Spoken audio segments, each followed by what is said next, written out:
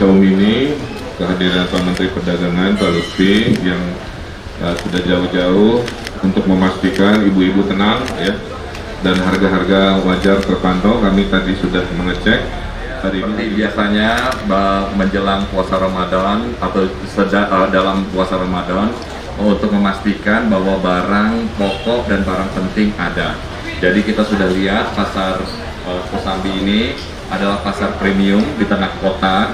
Jadi memang mempunyai karakteristik yang sedikit berbeda dengan pasar induk dan pasar tradisional. Jadi Bapak dan Ibu, kita bisa lihat secara keseluruhan bahwa harga barang pokok dan barang penting ini sebenarnya stabil.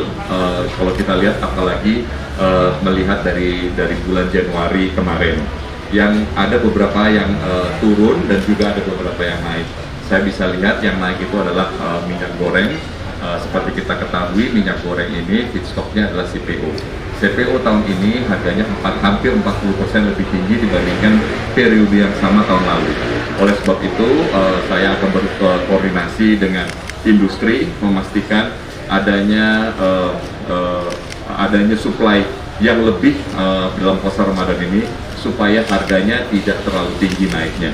Dan ini akan segera kita laksanakan, mudah-mudahan minggu depan kita ada penurunannya. Pada hal yang sama, kita juga bisa melihat bahwa cabai sudah turun setidaknya 20-25% dibandingkan dengan minggu lalu, dan ini akan terus turun sesuai dengan masa panen cabai dan bawang. Jadi mudah-mudahan harga akan terjangkau, akan stabil dan akan baik. Ada beberapa harga yang stabil saya melihat, yaitu harga beras premium maupun medium. Di Kota Bandung ini Pak Gubernur lebih rendah dibandingkan dengan harga eceran nasional, dan mudah-mudahan bisa tetap sesuai dengan price range yang sudah kita tetapkan. Begitu juga dengan gula, saya melihat bahwa harga gula stabil di sini.